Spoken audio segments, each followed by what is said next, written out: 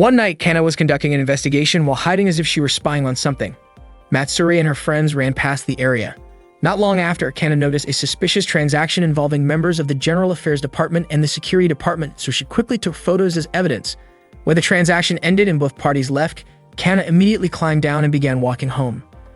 Unexpectedly, someone in a nearby car had noticed her. While Kana was checking the photos she had just taken, she realized that the Security Department and the General Affairs Department were secretly working together.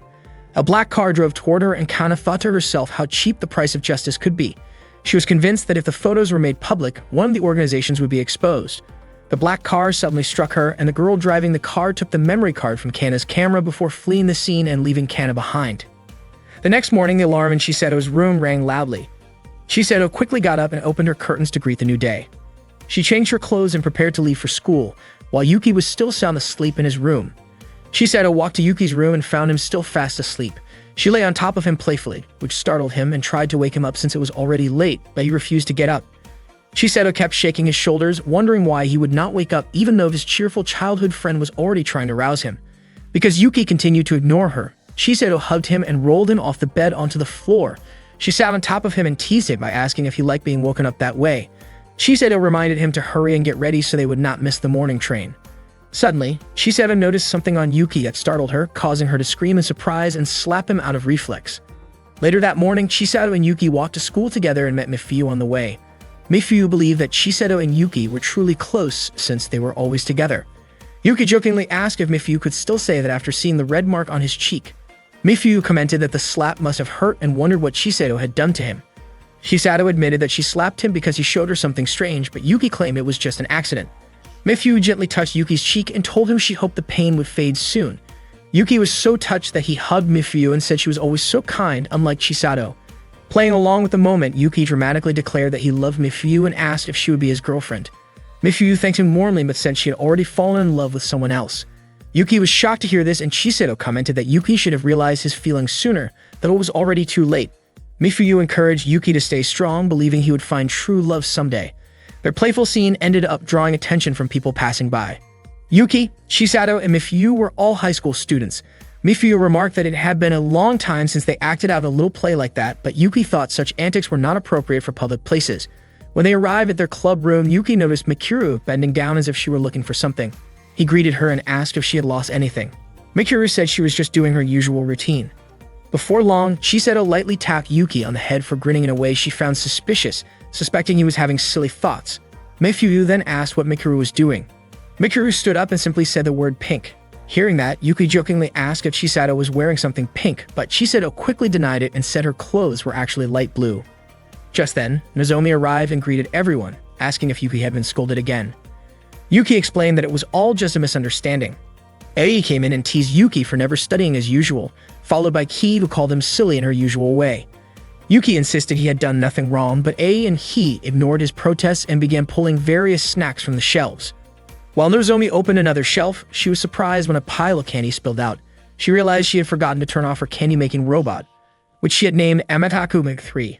Ari and Ki tried to help clean up, but ended up slipping instead. A little while later, Oboro entered the room and was amazed by the sheer amount of treats scattered around.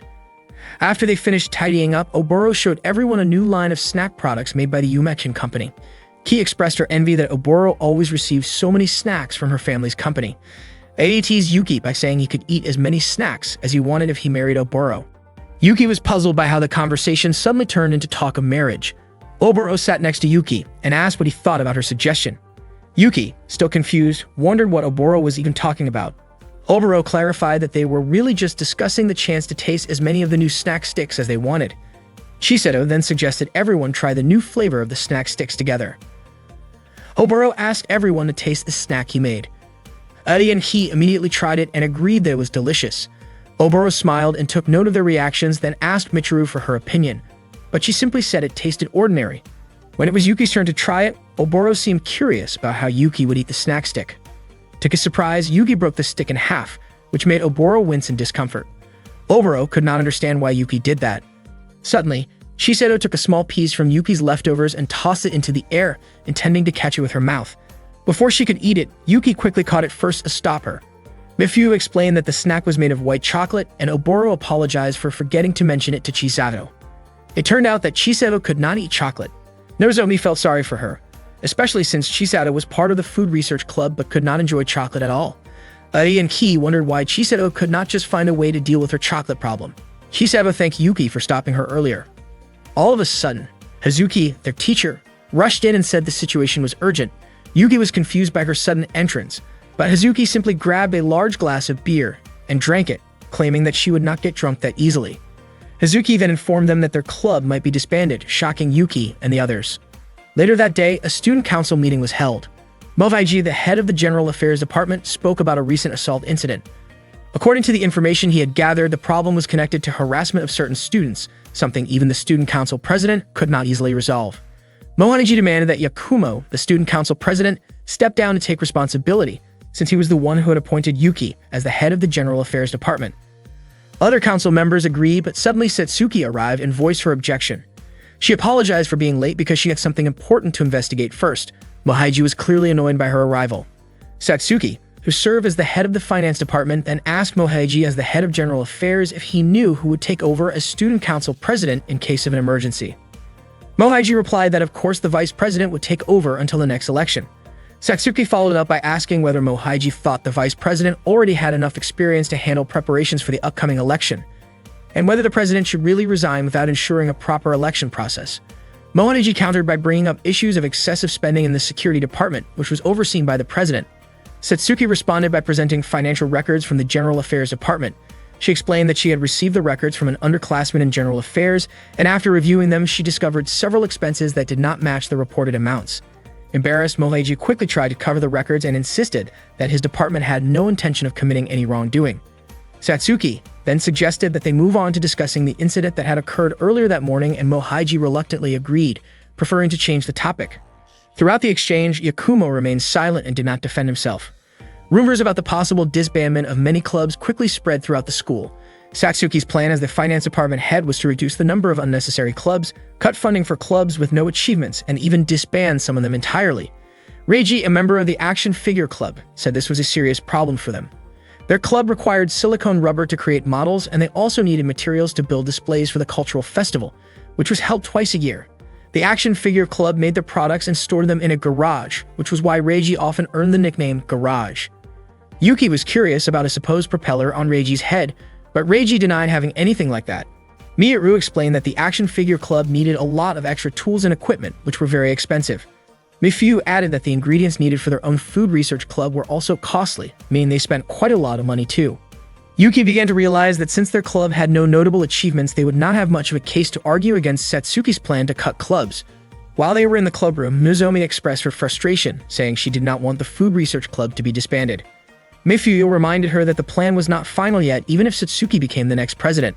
However, Ei and Ki believed that Satsuki had a strong chance of winning because she was popular, attractive, and very capable.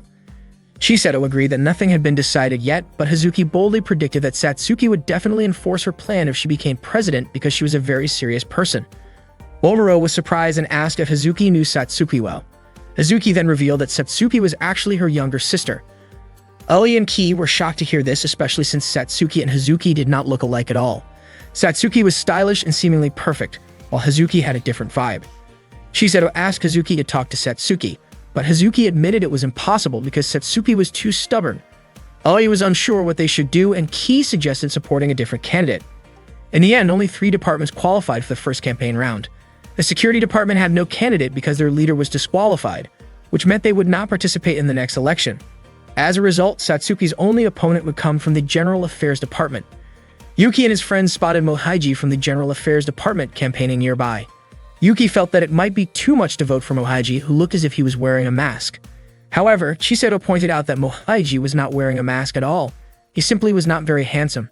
Yuki started to wonder if he was the only one seeing Mohaiji as if he had a mask on, just like how he thought he saw a propeller on Reiji's head the other day. He began to suspect that maybe he was imagining things. Suddenly, Mohaiji approached Yuki and introduced himself.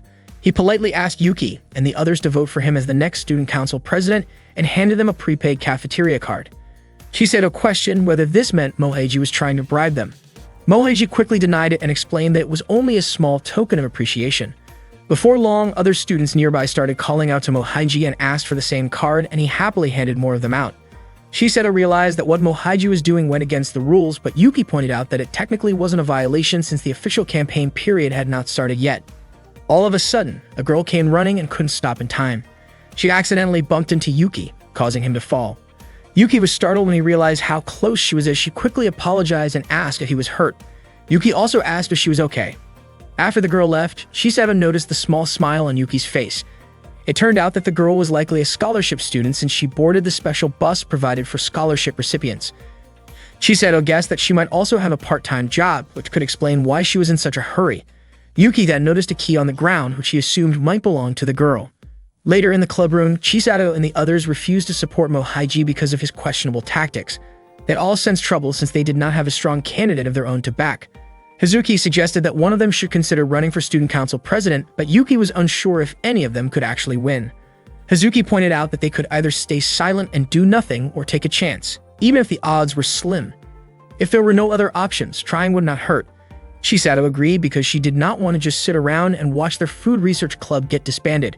She even felt excited about the idea of standing up to the finance department. Everyone else shared her determination because they all wanted to protect the club. Mikuru said she would support the plan if Yuki was willing to take the lead. Yuki agreed and encouraged his friends to fight alongside him. The group joined hands in solidarity. After that, Yuki asked which of them would actually run for president, but to his surprise, everyone pointed at him. Meanwhile, Yakumo visited Kana in the hospital. He informed her that the election was about to begin and asked what he should do next. At that moment, Kimika lay quietly, unable to move her body.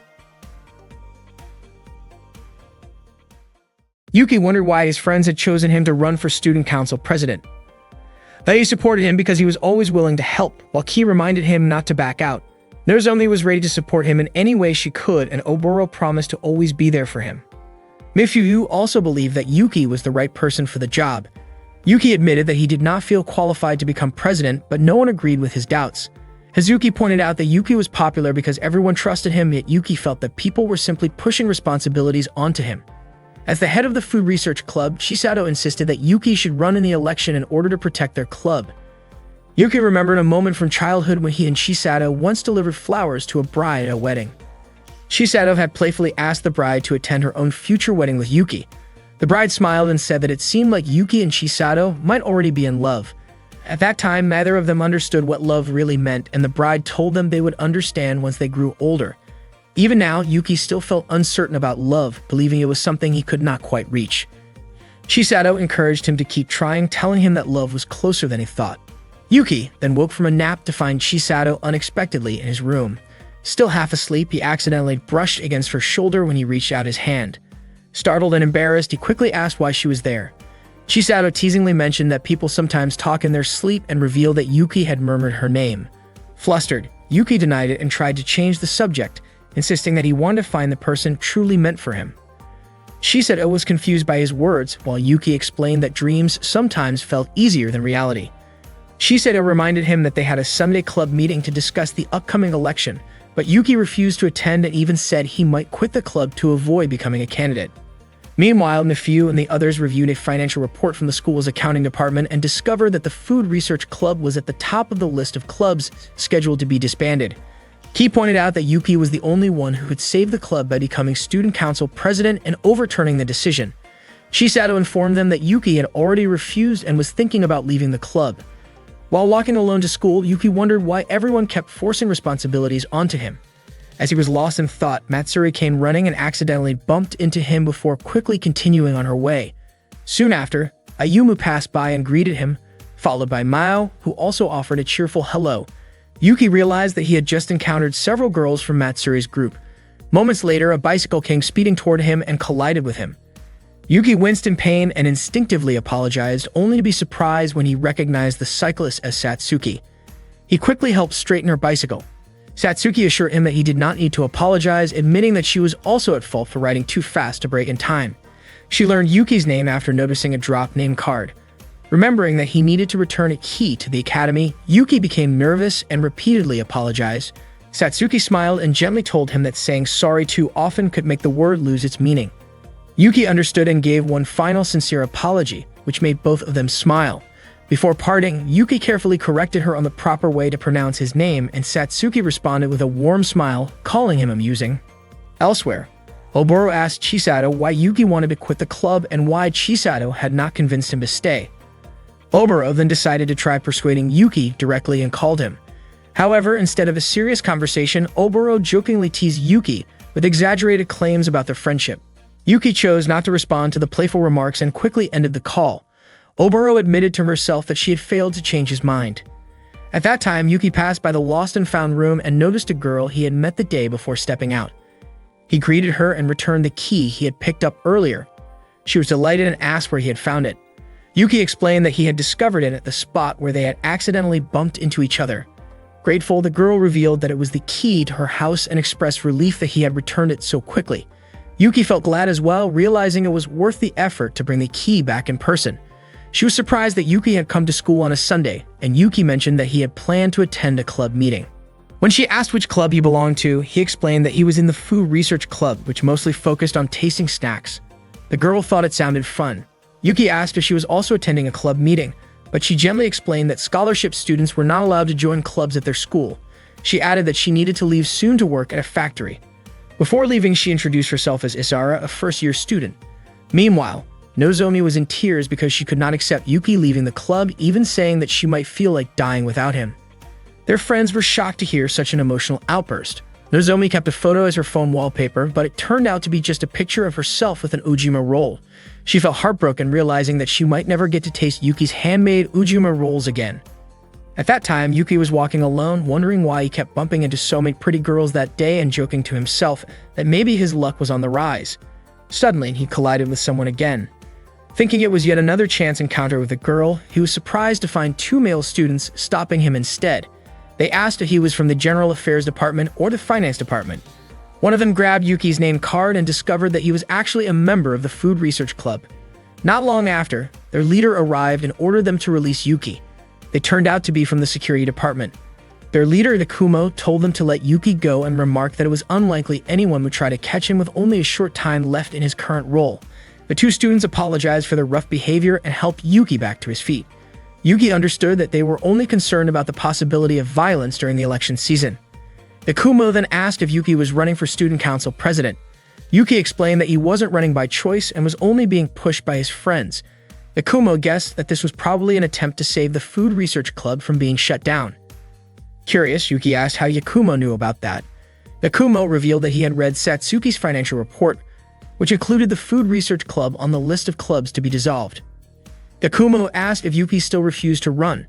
Yuki admitted that he felt pessimistic, believing someone like him had no chance of winning. Takumo reminded him that if he gave up, the club would definitely be disbanded. He suggested that Yuki either support a candidate he trusted or run as an independent. Since the security department was staying neutral that year and not endorsing anyone, there would only be two main candidates, which created a good opening for Yuki. Takumo even offered his support. Meanwhile, Chisato was stunned that Yuki had disobeyed the club president's instructions. Mifyu believed the best solution was to reconcile with Yuki and bring him back. Just then, Michiru appeared and grabbed a chocolate-flavored snack that Chisato had thrown away. Michiru asked if Chisato disliked chocolate. Chisato replied that Michiru could have it because she wasn't really in the mood for chocolate herself. Michiru casually said the word blue, which made Chisato think she liked blueberries. He felt that they needed to find another plan. Ki suggested working hard to earn achievements, so the club wouldn't be easy to shut down, but Oboro pointed out that earning achievements wasn't so simple. Suddenly, Nozomi proudly showed off a new mixer with a Hyper Tornado design equipped with an extra-long spin and a reverse rotation prevention system. It was, as she called it, the 6th-generation Nero machine. Omura was doubtful that this could count as an official achievement. Nozomi confidently declared that she had perfected it to have zero roughness and believed that Satsuki would hesitate to disband their club after seeing it. Nozomi eagerly tested the machine, barely able to contain her excitement about the results. Later, while buying a drink from a vending machine, Yuki noticed Satsuki struggling with something and went over to help. Once again, Satsuki mispronounced Yuki's name and even added Pico, teasing that he always bowed so often it reminded her of the sound. Her bicycle chain had come off and she was frustrated because she had a busy day ahead. Yuki offered to fix it, and after a bit of effort, the chain was back in place. Satsuki handed him a handkerchief since his hands were now dirty and thanked him for his help. As they walked together down the corridor, Yuki shared that he had been asked to run for student council president. To his surprise, Satsuki said that it was worth trying. Yuki then asked why she planned to disband the Food Research Club. Satsuki explained that the club's activities felt more like a group of close friends hanging out in the cafeteria drinking tea, which she believed did not meet the proper standards for an official school club. Yuki admitted that her reasoning wasn't wrong. Satsuki was surprised that he agreed so calmly.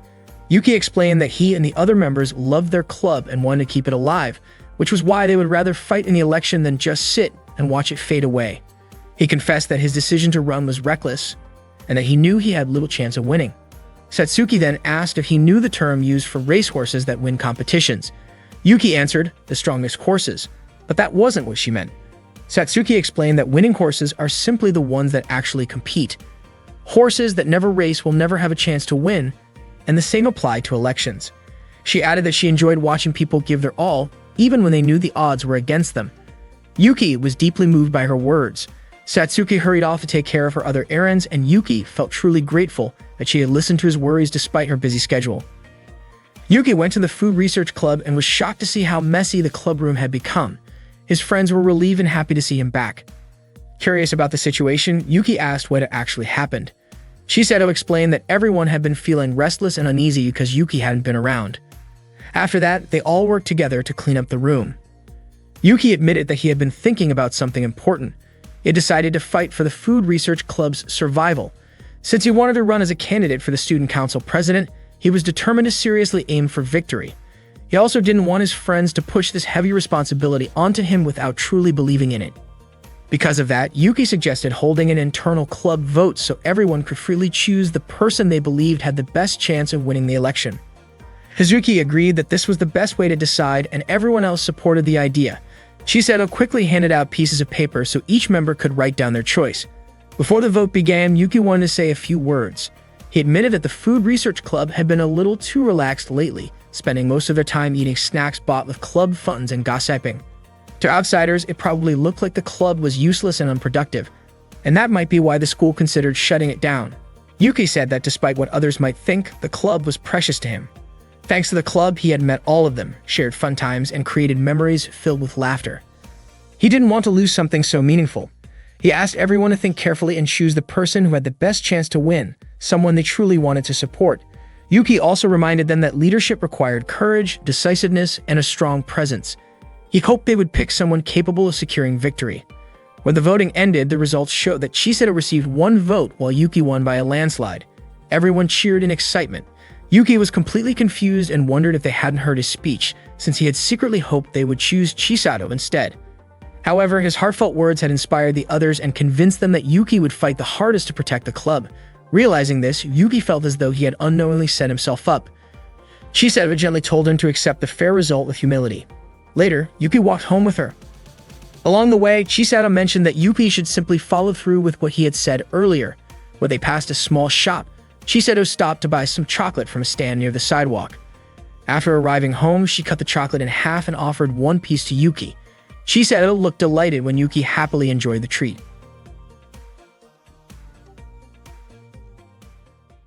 That day, Chisato announced that their club room would serve as the campaign headquarters, and she volunteered to be a campaign chair. Everyone was excited to take on this new mission and started discussing what they wanted to do for the election campaign. Hazuki, being a teacher, could not directly help them, but at least she could give advice. Yuki had already submitted his registration form, which meant they were officially entering the campaign stage. Chisato and the others were full of energy, but they were unsure what to do first. Hazuki explained that as part of the Student Council president election, the school would hold a preliminary round before the official voting. Anyone who failed to pass the preliminary round would not be able to run in the final election. It was essentially a stage where minority candidates would be eliminated. Since Yuki was considered a minority candidate, he asked everyone to think of ways to prevent that from happening. Hazuki told them that Yuki needed at least 10% of the votes to pass the preliminary round, which meant they needed around 600 votes just to qualify. Yuki wondered how they could possibly gather 600 votes. Chisato thought maybe they could present a solid financial report. Oboro suggested they might need to win people's sympathy. Some members brought up ideas like increasing club budgets, doubling the Food Research Club's funding, offering snack allowances, and even joking about things like alcohol. Oboro argued that giving out allowances could lead to misuse of funds, so he proposed offering free snacks instead. Unfortunately, Yuki pointed out that those were just sweet campaign promises, and he wouldn't win with a financial report like that. The bigger issue was that none of them had real knowledge or experience in running a campaign. Suddenly, Yakumo entered the clubroom and Nozomi was overjoyed to see him. Nozomi and Yakumo had not met in a long time, as Yakumo used to be her classmate back in their first year. Shiseto was surprised to learn that Yuki also knew Yakumo. It turned out Yakumo had come to the Food Research Club to discuss Yuki's candidacy. He asked if they would be willing to accept help from the security department for Yuki's campaign. Everyone was shocked by the unexpected offer. Yuki asked why Yakumo had chosen him in particular. Before Yakumo could answer, Oboro jokingly claimed that if Yakumo had come to claim Yuki's body, he was too late because Yuki already belonged to him from head to toe. Yuki quickly told Oboro to stop making such jokes. Hazuki suspected that Yakumo was looking for something in return, and Yakumo admitted it. The security department didn't want to lose their standing to either the finance department or the general affairs department. Nozomi wondered why they couldn't just wait and run next year. Yakumo explained that an election is usually won by the party already in power, and once authority is handed over, it's extremely difficult to regain it.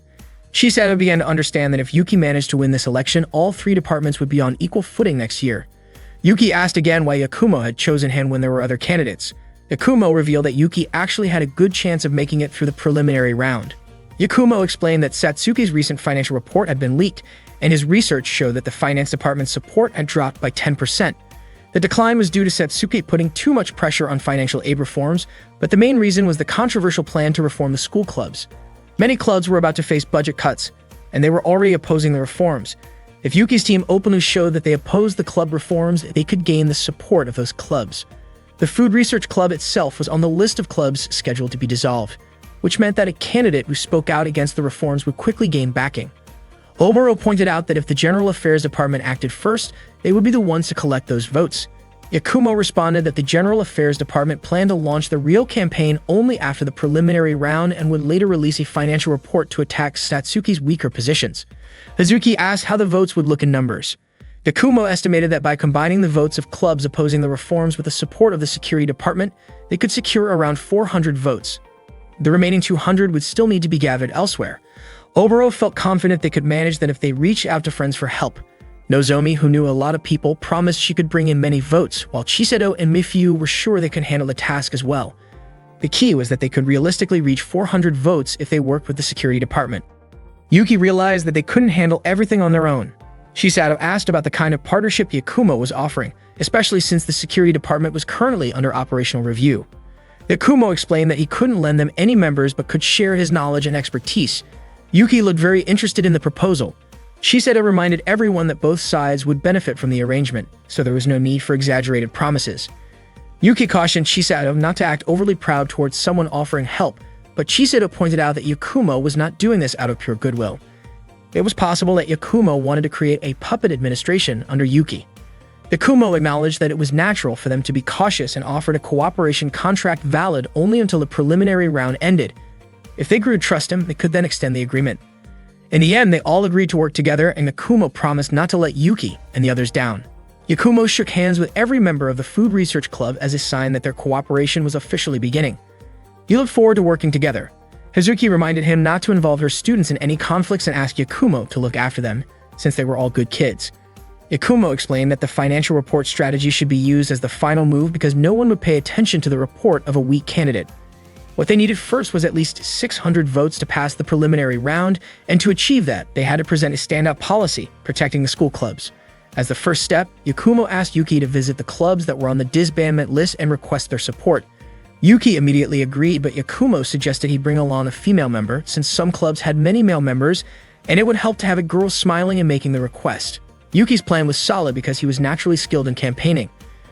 Yuki then asked who among them would join him, but everyone hesitated because there were 100 clubs to visit. In the end, Shiseto volunteered, pointing out that as the campaign leader, she should take on the job when no one else would. After that, Yakumo assigned someone to collect signatures, explaining that people who signed a petition were less likely to betray them and would probably vote for their side. Aoi and Ki complained that the task sounded boring, which irritated Yuki, who wondered if they even intended to help at all. Yakumo then mentioned that the job was more fitting for pretty girls. Hearing that, Aoi and Ki perked up and became eager to start. Yuki commented that Yakumo truly was a professional, able to get people to do exactly what he wanted. Yuki and Shiseto first approached Reiji and Miyaru from the Figure Action Club, inviting them to join an election alliance that supported Yuki. The alliance would consist of clubs targeted for disbandment by Satsuki, aiming to fight back against the groups backing the finance and general affairs departments. Chisato persuaded them further by appointing Reiji and Miyaru as the alliance's president and vice president. Yuki asked them to visit each club and help organize the alliance. Chisato explained that they wanted the organization to form voluntarily so it wouldn't look like a forced coalition. Both Yuki and Chisato earnestly pleaded for their help. Miyaru pulled Reiji aside to discuss it, and eventually Miyaru agreed to their request, but only under one condition. Meanwhile, A and Ki carried out their task with surprising success, attracting crowds of male students eager to sign their petition. Nozomi handled putting up posters using her technical skills. Mifuyu worked on preparing the speech with Yakumo's help, while Mikuru focused on printing campaign posters. That afternoon, Satsuki came to meet Hazuki. Hazuki praised Satsuki for having the courage to come alone. Satsuki replied that she didn't have time to entertain Hazuki's nonsense. When Satsuki asked what Hazuki wanted, Hazuki casually asked if it was possible to receive an advance bonus. Satsuki said that wasn't her responsibility and suggested Hazuki speak with the General Affairs Department instead. Hazuki then asked Satsuki not to be so cold, reminding her that Hazuki was still her older sister, even if they had different mothers. Hazuki wondered if Satsuki intended to disband the Food Research Club just to upset her. Satsuki denied it, explaining that she would never let her personal life influence her school duties. The decision was made only after a thorough review. Hazuki felt relieved to hear that, admitting she wouldn't know what to do if the club members faced trouble because of her. Satsuki then asked if that was all Hazuki wanted to discuss, as she had a meeting with the election committee. Hazuki commented that Satsuki had grown up and was sure their mother would be proud of her. Satsuki responded that such praise wasn't enough because she needed to surpass Hazuki by achieving what Hazuki never could, becoming student council president. Hazuki was taken aback and questioned why Satsuki seemed to resent her so much, even wondering why Satsuki didn't just fire her, since teachers at the school were technically hired under student authority. Satsuki firmly repeated that she would never allow her personal feelings to interfere with her responsibilities. Hazuki replied that this meant Satsuki wouldn't mind dismissing her if it were a professional decision. Hazuki then told Satsuki to do as she wished and wished her good luck in the election. Hazuki assured her that as a teacher, she would continue to support Satsuki without letting their family ties affect her judgment. Yuki felt exhausted and dropped himself onto a park bench, surprised by how draining it was to talk with so many people. Chisato smiled at him and teasingly called him lazy. Without warning, she placed a coin on Yuki's face and told him to go buy her a coffee. Yuki was caught off guard that Chisato would order him around like that. To her, Yuki was someone special, someone she could rely on, and she expected him to listen. Yuki joked that if that was the case, Chisato should treat him like someone valuable. Chisato smiled and said that he really was valuable to her. While Yuki was buying drinks, Satsuki suddenly approached him. She mentioned that she had heard he was officially running as a candidate and declared that the two of them were now rivals. Once again, Satsuki accidentally mispronounced Yuki's name, but he simply smiled and didn't correct her. Satsuki shook his hand, inviting him to make the election a fair competition. She admitted she hadn't expected Yuki to be so confident. Yuki's face turned slightly red as he smiled back after their handshake, but then he noticed Chisato watching them from a distance. Chisato immediately scolded Yuki for acting so friendly with someone she saw as an opponent. Yuki tried to explain that it wasn't what she thought. Chisato, clearly frustrated, demanded to know why Yuki could get along so easily with Satsuki and why he hadn't told her about their interaction. Seeing her worked up like that, Yuki lightly tossed her a drink in to get her attention. Not long after, Yuki received a message from Hazuki, who said she was craving meat and boiled potatoes. As Yuki read the message, Chisato was suddenly standing beside him, pressing him for an explanation about what had happened with Satsuki. That evening, Yuki went grocery shopping. While stopping to check his bags, he noticed Mikuru quietly standing behind a utility pole. A moment later, Ayumu came by and peeked into Yuki's shopping bag. Seeing shirataki noodles inside, Ayumu guessed that he might be planning to cook curry. Yuki laughed and explained that shirataki isn't usually used for curry. When he looked back, Mikuru had already disappeared. Ayumu then guessed he might be making a stew instead, with shirataki as a substitute for meat. Later, Yuki visited Hazuki's house and cooked dinner for her. Hazuki was delighted by how delicious his cooking turned out to be. While they were enjoying the meal, Chisato sent Yuki a message asking where he was. Hazuki smirked, guessing that Chisato was the one looking for him, and casually remarked that it must be tough to have someone so possessive. Yuki quickly clarified that Chisato wasn't his girlfriend. After Chisato found out he was at Hazuki's place, she sent a greeting for Yuki for Hazuki. Out of the blue, Hazuki playfully asked how Yuki would feel if the two of them started dating. Yuki told her not to joke like that, but Hazuki replied that it wasn't impossible. After all, she was a girl and he was a guy. Yuki warned that if she kept teasing him like that, he might stop visiting her. Hazuki laughed and said she understood, but she still seemed curious about their situation. Yuki reminded her about a previous incident when she had been tipsy, though Hazuki insisted she remembered everything clearly. Yuki gently asked her to drop the subject. Hazuki promised to be more careful because she didn't want to upset him. She still wanted to enjoy his cooking again in the future. After finishing their meal, Hazuki thanked him warmly. They shared a friendly hug before Yuki said goodbye and headed home. Meanwhile, Mikuru sat alone at a playground, quietly holding a harmonica in her hands. Yuki noticed that a lot of students were running for the student council president position, which made him wonder if he even had a real chance to win. While walking down the hallway, he accidentally bumped into a ladder that had been left leaning against the wall. Startled, he looked up and saw Izara hanging from above, asking for help. Yuki quickly apologized for not noticing the ladder while he was walking. When Izara noticed the campaign poster of Yuki, she smiled and complimented him for running for student council president. Yuki admitted that he actually doubted himself, but for Izara, the fact that he had the courage to enter the election was already impressive. Yuki thanked her and asked what she was doing up there. Izara explained that she was helping with school maintenance because the factory where she usually worked was closed that day and she didn't want to waste her free time doing nothing. Yuki commented that being a scholarship student must be tough, but Izara said she was still grateful because the scholarship allowed her to study at Takafuji High School. She shared that she had 2 younger siblings to support, so if she didn't work hard, she might have to drop out. Suddenly, 2 students walked by and mocked her, saying that someone without money shouldn't try so hard to get into Takafuji. Their words hurt Izara deeply, but she stayed quiet. Yuki was about to confront them, but Izara quickly stopped him. Yuki insisted that staying silent would only make things worse, but Izara explained that those students had always been like that. Looking frustrated, Yuki noticed Izara seemed down and worried about what they said. She hesitantly asked if she really smelled bad, just like those students claimed. Lifting her arms slightly, she asked Yuki to be honest. Flustered, Yuki's face turned red, but he moved closer to reassure her. He carefully checked and told her that she didn't smell bad at all. In fact, she smelled nice and clean. Relieved, Izara thanked him warmly. Later, inside the food research club room, Chisato realized how expensive it was to run a campaign. Mifuyu added that they would definitely need to raise funds since they had no money at all. It seemed that the Security, Finance, and General Affairs departments received campaign funding from the school, but independent candidates like them had to handle everything themselves. Meanwhile, Yuki still couldn't stop thinking about the pleasant scent of Izara earlier, which distracted him so much that he almost said the wrong thing during their discussion. Ai mentioned that candidates who spent huge amounts of money on elections often had questionable motives. He suggested running a low-budget clean campaign, but Yakumo pointed out that even the simplest campaign required expenses, such as printing pamphlets for every student. Even with a bare minimum budget, they would still need a lot of money to attract voters. Yakumo explained that even the city council spent tens of millions of yen every year just to send out telegrams for weddings and funerals. Chisato estimated that they would need around 30,000 to 50,000 yen to run a decent campaign.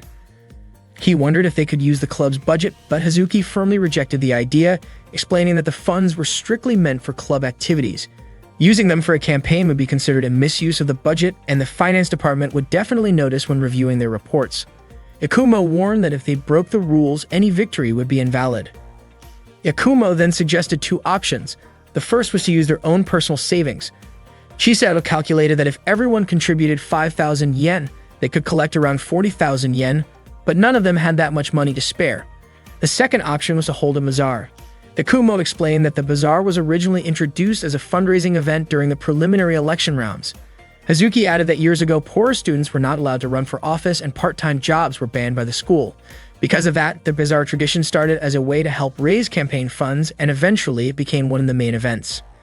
Everyone agreed that organizing a bazaar would be their best chance to gather funds. Chisato asked what kind of products they could sell. Nozomi suggested the famous Ujima roll, a special cake roll made by Yuki that could only be found in the food research club. She described it as a soft sponge cake filled with smooth, sweet cream and fresh fruit, creating a perfect harmony of flavors that melted in the mouth. Just imagining it made everyone crave it immediately. Chisato then asked how many rolls Yuki could realistically make. After calculating the cost and effort, Yuki admitted that he could only manage a maximum of 20 rolls, which would give them about 12,000 yen in profit. Izara suggested raising the price per slice, but Yuki worried that selling it too expensively would drive people away. He proposed adding a free bonus item with each purchase, but Mifuyu reminded them that giveaways would only add more costs. They started brainstorming ideas for a free incentive that wouldn't cost anything. Yuki jokingly suggested offering photos or handshakes with each purchase, but Ai and he doubted anyone would want that.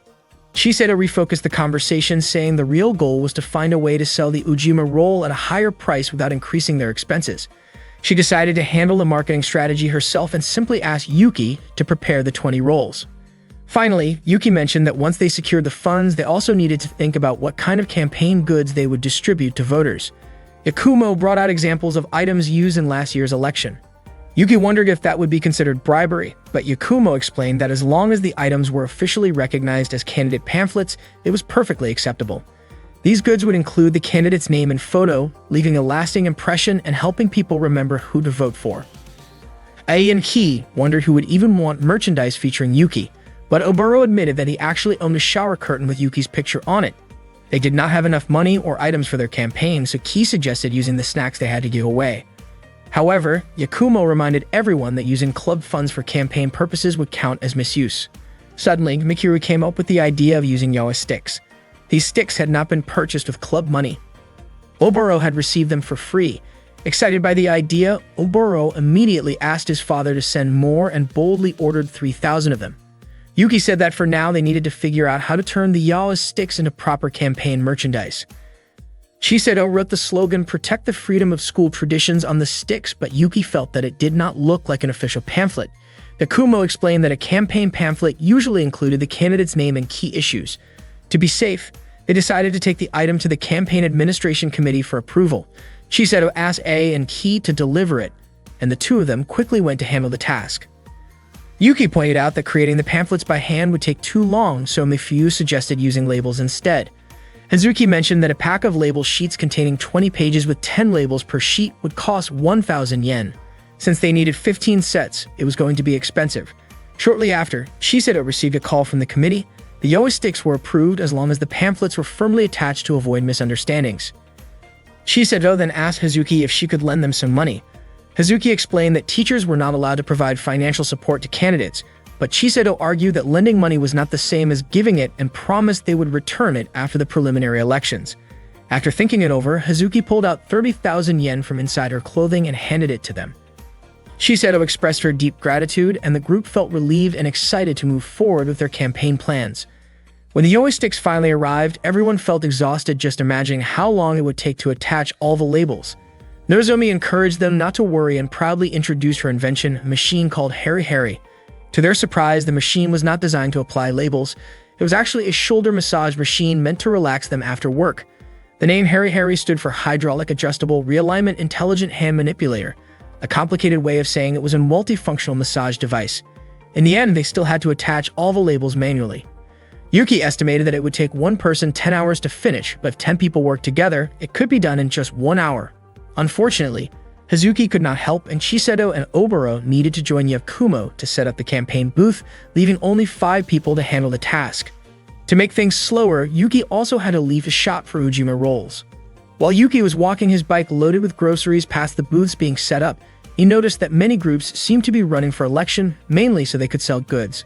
The booths were packed with items such as decorations, clothes, chairs, computers, musical instruments, and even motorcycles. Some were even selling animals that were regulated under the Washington Convention. Yuki then spotted 2 members of the Sumo Club arguing with Satsuki. They were upset about their budget being cut even though their club had a long history of achievements. Yuki stepped forward thinking Satsuki might need help, but soon realized this was not the traditional sumo club. It was a mock sumo club. The member, Ruzeki, proudly claimed to be a champion. Satsuki explained that she had found suspicious expenses in their budget. It turned out that most of their funds were being spent on sumo stew. She questioned whether such a huge amount of stew was really necessary for their activities. Satsuki pointed out that if Ruzeki truly intended to practice mock sumo, he should be eating mock sumo stew instead. The club members could not argue back and, in a playful attempt to drive Satsuki away, sprinkled imitation salt around her. After Satsuki left, the 2 members hugged each other and admitted that Satsuki was far too tough to deal with. Meanwhile, Nozomi and the others were starting to feel exhausted from sticking labels, and the work was still far from finished. At one point, Mikuru shook her body because some labels had gotten stuck to her skirt. While trying to spin around a tree to get them off, she ended up tripping after getting tangled in some cloth. Yuki was walking together with Satsuki, and Satsuki explained that during every investigation she kept finding parts of the budget being wasted on small, unnecessary things. To reduce these wasteful expenses, she continued her inspections even during the election campaign, since she was still serving as the head of the finance department. According to her, the student council election had nothing to do with her financial duties. Yuki commented that Satsuki was being too hard on herself, but she replied that she was simply being stubborn. Takafuji Private Academy valued the freedom of its students, which meant that most of the administrative authority rested in the hands of the student organization. The student council was responsible for managing the academy's internal authority, so it could handle things too loosely. The school could quickly fall into disarray. Yuki asked if the academy's situation was really serious enough to require so many budget cuts. Satsuki responded by asking whether Yuki had read the entire financial report. She suspected he might have only focused on the sections about club disbandment and other obvious points, but she hoped he would carefully review everything. She emphasized that club reforms were not only about reducing budgets. At that time, Izuru was busy helping with school maintenance. She was so tired that it seemed unlikely she could finish her tasks that day. As she paused for a moment, she looked at Yuki's campaign poster and quietly said that he was amazing. Suddenly, a group of female students approached her and pressured her to come with them. Izuru looked frightened and couldn't resist. Meanwhile, Yuki had arrived at the club room and immediately opened Satsuki's financial report, carefully reading every page of the document. At the same time, Izuru was being harassed by the group of girls. As the day turned to evening, Yuki walked home with Chisato and Mifyu. They were exhausted from the day's work but happy to have finished everything on time. Yuki looked unusually gloomy, which made Chisato ask what was bothering him. Mifyu mentioned that he had been acting that way since returning from shopping. Suddenly, they noticed Izuru searching for something nearby. Yuki and the others approached her and asked if she needed help. Izuru abruptly shouted that she was fine, then quickly apologized and repeated that she was really okay. Later that night, Izuru returned to her maintenance work. She looked sad, still shaken from the harassment earlier that day. The girls who had confronted her had accused her of showing off by claiming to know an upperclassman and even spread a cruel rumor that she was trying to get his attention. In an act meant to embarrass her, they took a personal item of hers and threw it in the trash, leaving her deeply upset. Because of this emotional strain, Izuru accidentally knocked over a lamp while working, as she was too distracted to focus. To save the Food Research Club, Yuki decided to take part in the Student Council presidential election. His friends agreed and joined the campaign to support him. That day, 3,600 pamphlets for all the distribution points were finally completed. Chisato reminded Yuki to finish making the Ujima roll by the end of the day. Mifyu promised to write the best speech she could. Chisato teased that if Mifyu ran into trouble, Yuki would probably stay up all night to help her, but Mifyu insisted that she could handle it on her own.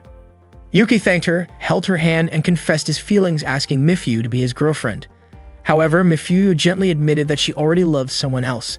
Despite that, the three of them continued their usual friendly banter. Suddenly, Oboro opened the door and saw the scene, which made Yuki feel embarrassed, though it was already too late to hide anything. Omuro commented that Chisato looked especially happy, and Mifyu added that Chisato must really love Yuki. Chisato quickly denied it, saying there was no way she could fall for an idiot like Yuki. Yuki joked that Oboro should already realize how Chisato treated him like a servant. Annoyed, Chisato pressed her foot against Yuki's leg in protest. Mifyu called Yuki hopeless and gently patted his head. Even though Yuki tried to act indifferent on the outside, deep down he had already fallen for Mifyu. Later that day, Yuki prepared to make more Ujima rolls while Mifyu cheered him on. Yuki asked if Mifyu was okay with skipping class, since her attendance record was still low. Mifyu said she was healthy and hadn't taken many sick days, so it wasn't a problem. Yuki mentioned that this was his chance to repay Chisato for all the kindness she had shown him. Thanks to Chisato, Mifyu was able to enjoy her time at school despite her past difficulties. When Mifyu first transferred there, she had been held back a year after taking time off for surgery. Because she was older than her classmates, everyone kept a certain distance, speaking to her politely and treating her differently, which left her feeling uneasy. It was Chisato who stepped in and helped her feel comfortable. Yuki said that Chisato probably didn't even think much about it, since Chisato naturally spoke casually with everyone.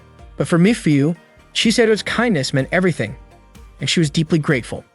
That was why she wanted to do her best to help Chisato and to protect the Food Research Club that she had grown to love so much. While Yuki worked on the cake batter, Mifyu focused on writing her speech. After finishing the batter, Yuki baked it, added cream and fruit, and rolled it carefully. Before long, he had completed 2 rolls. Mifyu praised his work and mentioned the names Samantha and Tabitha, explaining they were a witch and her daughter from an old television show. Yuki was surprised that Mifyu knew something so vintage. A little while later, Yuki finished his 6th Ujima roll and asked for the time. Mifyu responded with another one of her old-fashioned jokes. Not long after, a girl named Hidaka, a reporter from the school news outlet ASP, arrived. She said she was compiling a list of student council presidential candidates and wanted to interview Yuki. However, Hidaka mispronounced Yuki's last name while taking notes. When Yuki politely asked her to correct the spelling, Hidaka misunderstood and wrote it down as if it were his main campaign policy. She even jotted down Yuki's casual remarks as if they were official messages from a candidate. After finishing the interview, Hidaka left, ignoring Yuki's attempts to clear up the confusion. By then, Yuki had already completed his 8th role. Although Mifyu had already finished writing her speech, she pretended it was taking longer because she simply wanted to spend more time with Yuki. Oboro dropped by again to check on Yuki's progress. Yuki assured him that he could finish everything that day. Oboro joked about wanting to taste some of the creamy filling and playfully wiped a bit of cream off Yuki's face before leaving. Yuki kept working carefully, taking his time so he could stay with Mifyu a little longer, while Mifyu quietly watched him with a peaceful smile. Soon after, Nozomi arrived and asked about something called the Angel's Share. Yuki explained that it referred to the small amount of alcohol that naturally evaporates during the aging process in a barrel. Nozomi happily confirmed the answer and teased that 1 out of every 10 pieces of the Ujima roll should belong to the Angel's Share. Of course, her playful comment was just a way to ask for a piece of the cake. Yuki quickly caught on and said he wouldn't give her any at that moment, but promised to save some for her next time. Nozomi pouted and looked like she might cry, so Yuki finally promised to give her all the end pieces from the 20 Ujima rolls he planned to make. Nozomi cheered with delight, calling Yuki a true friend before leaving with a big smile. Yuki and Mifyu shared the end piece of the Ujima roll. The slice was warm and sweet, just like the time they were spending together. When Yuki was almost done with his work, Mifyu offered to make some tea. Yuki gladly accepted and Mifyu went off to prepare it. Not long after, Hazuki arrived to check on Yuki's progress. She leaned in close as she spoke, making Yuki wonder why she came. Hazuki explained that she was worried about him. Without warning, she sat casually on Yuki's laps, saying that he hadn't stopped by to cook at her house since the campaign began, and it made her feel a little lonely. When Mifyu returned carrying the tea, Hazuki quickly stood up and excused herself, saying she had something else to do. Mifyu placed the tea on the table with a calm smile. Even though she stayed cheerful, Mifyu secretly wished Yuki's attention wouldn't be distracted. More than anything, she wanted him to focus on Chisato and make sure Chisato stayed happy. Yuki reassured her not to worry, telling her he cared deeply for Chisato in his own way. Before long, Izara arrived and introduced herself as someone sent by the Election Administration Committee. She explained that each scholarship student had been assigned to assist a different candidate as a general helper. From now until the end of the campaign, she would be supporting Yuki, and she happily admitted how excited she was to work with him. Out of more than 100 student council candidates, it felt like fate that she was paired with Yuki. Yuki agreed with a smile, though Mifyu couldn't hide a hint of unease at how easily Yuki and Izara seemed to connect. Izara soon met the entire food research club and politely introduced herself, promising to do her best for the team. Yuki felt lucky that their booth had been placed right next to the main stage, a perfect spot arranged by Yakumo. The Takafuji Private Academy election event was about to begin. Students bustled around, excited to visit the different booths. The finance department's booth was especially crowded, with Satsuki attracting a lot of attention from the crowd. Ari and Ki showed up carrying merchandise from a rival campaign, which surprised Chisato. Yuki playfully called it a little bit of reconnaissance. The items A and He brought featured Mohiji's image, which Yuki found amusing, though he admitted the general affairs team seemed quite capable and hard to beat. Yuki was also surprised to see Miyaru and Reiji selling goods at their booth. Chisato explained that it was their way of returning the favor as the president and vice president of the Election Alliance.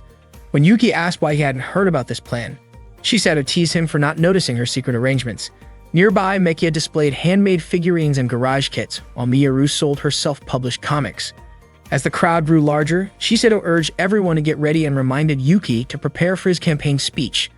Unfortunately, Yuki had forgotten the printed script at home and hadn't fully memorized the long text. He at least needed a quick review before stepping on stage. Mifyu volunteered to print another copy right away.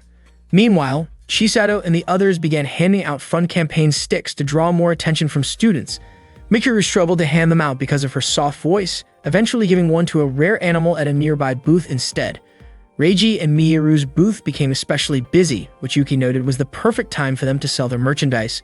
Mikuru slowly gained confidence and started distributing more pamphlets as well. Soon, Chisato signaled Yuki that it was time to start selling Ujima rolls. Mifyu finished printing but accidentally brought one of her own stories instead of the speech. Flustered, she quickly reprinted the correct script. As the Ujima roll sales began, Nozomi shouted that the price was 300 yen. Yuki was confused since they had all agreed on 190 yen. Nozomi explained that it was Chisado's idea. Customers would be served by a cosplayer of their choice. A moment later, A and Ki appeared on stage in cosplay outfits and the crowd cheered. They announced that anyone who wanted a photo with them would need to buy an Ujima roll with a photo ticket, raising the price to 500 yen. Excited male students immediately rushed to purchase the rolls. Yuki was amazed at how quickly the plan increased their sales. Chisato proudly asked for his opinion on her clever idea, catching him off guard when he noticed that she herself was wearing an elaborate cosplay costume. She playfully twirled around to show off her outfit, drawing plenty of attention from the crowd. Oboro soon joined in, also wearing a costume. Two female students gushed over how charming Oboro looked, even joking that he and Yuki looked like characters from their favorite magazine. Not long after, Miyaru announced that it was time for Oboro and Yuki to go up on stage next. Miyaru asked Yuki and Oboro to act out a scene where they fed each other, similar to what is often shown in boys' love stories. Yuki was shocked when he saw the suggested illustration that looked a lot like both of them. Miyaru explained that she was selling that magazine for 1,000 yen, including special requests, and then handed it to Yuki and Oboro. Oboro said there was no choice but to go along with it, even though Yuki was clearly annoyed by the situation. Oboro reminded him that it was all for the campaign fund.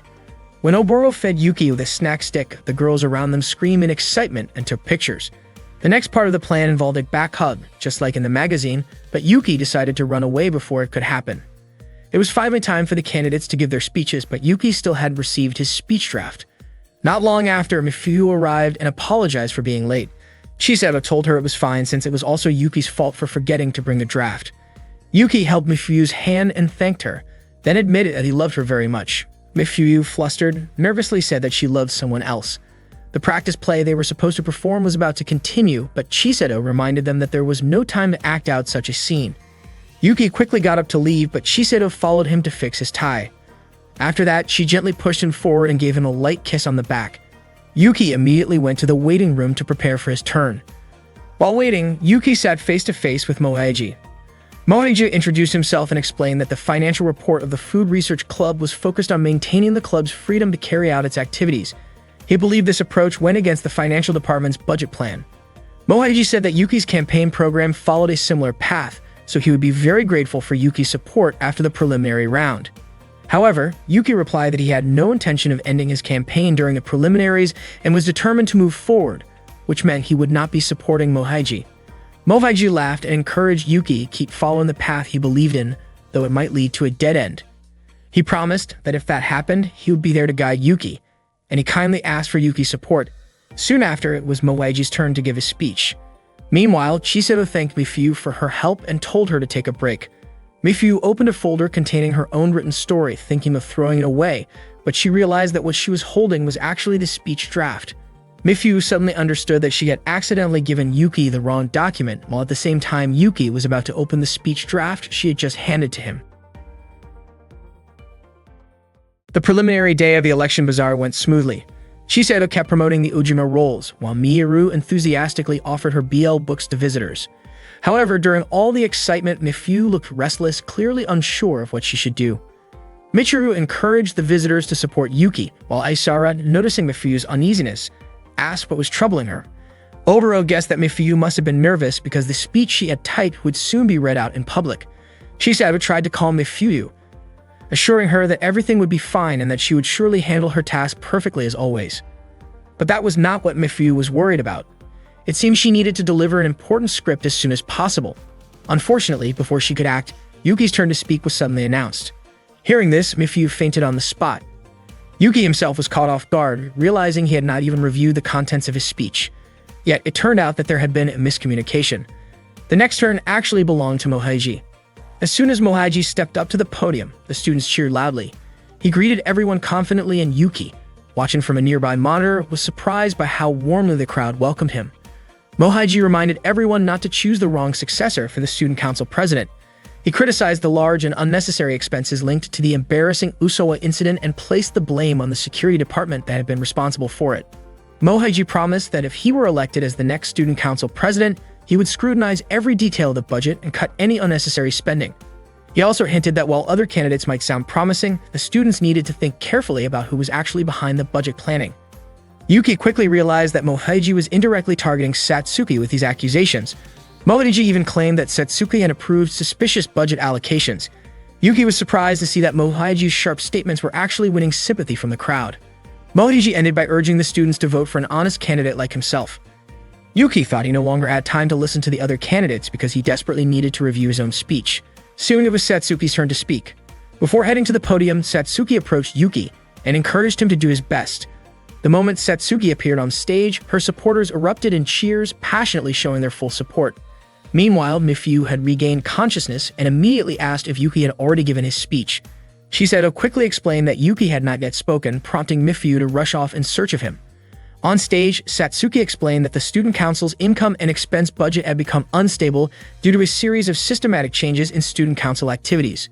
Mohiji, watching from the side, commented that Satsuki was outspoken and intimidating. According to him, Satsuki indeed had strong, pure policies that carefully considered the well-being of both the school and the student council, and her popularity was undeniable.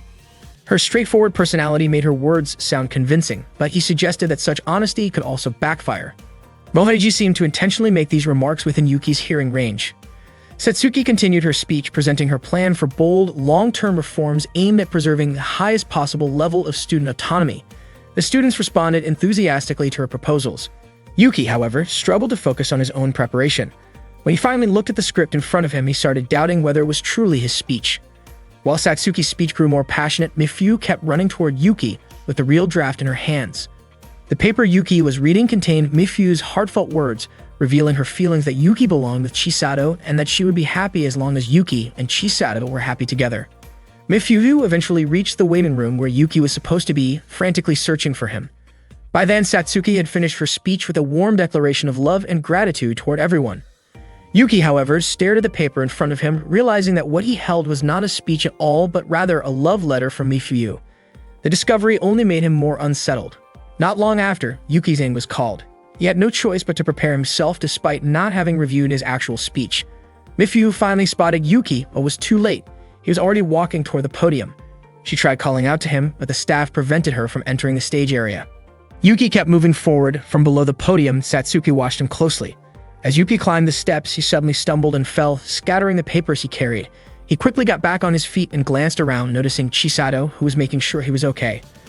Wiping the blood from his face, Yuki steadied himself and began to speak. His first words were a request for everyone to laugh, which immediately brought cheerful laughter from the students.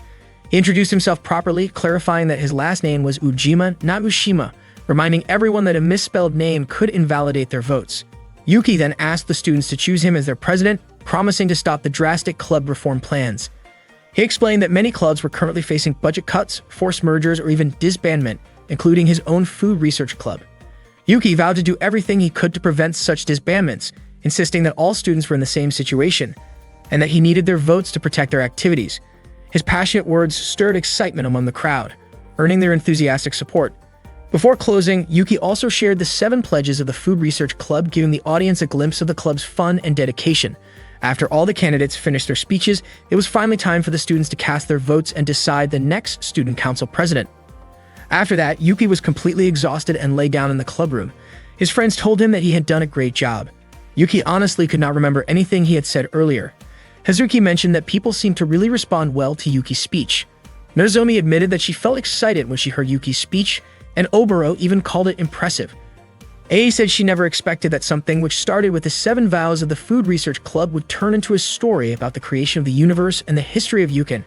And Ki was surprised to learn that Yukin actually came from a dish originally made with lamb. Yuki still had no memory of what he had said. Isara believed that even though Yuki could not remember his own words, everyone who heard the speech would never forget it. Yuki apologized to Mifyu since she had gone through so much trouble to prepare a script, but he had been too nervous to even review it. Mifyu snatched the script back and said that Yuki's speech was far better than anything she had written, in praising his natural talent. Not long after, Hidaka entered the Food Research Club room to deliver news that the live online broadcast of the preliminary election would start soon and that he would be reporting it directly. Yuki was puzzled about why Hidaka was wearing a male uniform, but Hidaka calmly explained that he was a boy and naturally wore the male uniform. That afternoon, Haritachi, who served as the host for the ASP preliminary election coverage, announced that there was a voter turnout of 98.4%. This meant that a candidate needed at least 604 votes to advance to the next round. Some of the candidates predicted to pass included Satsuki from the Finance Department and Mohiji from the General Affairs Department. Hiratachi also introduced other candidates chosen by the ASP, including Yuki, whose main policy was the correction of names and whose message emphasized not leaving anyone behind. Shiseto could not understand what Yuki had actually done, but Yuki explained that he had simply given a proper answer, even though Hidaka quoted him in a way that made it sound more dramatic. The live broadcast then switched to Hidaka reporting from inside the Food Research Clubroom. He described the atmosphere there, noting how there were a few smiles before the vote counting began, but the mood quickly turned serious once it started. Yuki wondered why everyone was getting so nervous just because of a live online broadcast. The first update came in, 100 votes had been counted, which was 1.7% of the total, and Yuki was in third place with 8% of the votes. Everyone started to worry because Yuki needed at least 10% overall to advance. Hazuki reminded them that it was still the beginning of the count, so the votes from the senior students had likely not been included yet.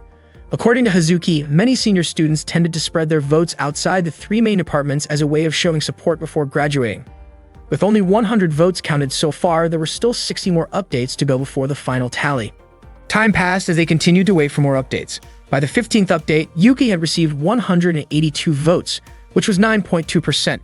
In fourth place was IAM, who had 8.8%, slightly higher than her previous 8.6%. This meant there was a serious competitor aside from Yuki. Reiji explained that IAM attracted voters by presenting herself as a true revolutionary who did not belong to any of the three main departments. Where her support came from remained a mystery, as Miyaru had investigated various rumors but could not find anything solid. Isara remained confident that Yuki would still be fine even if IAM managed to reach 10%.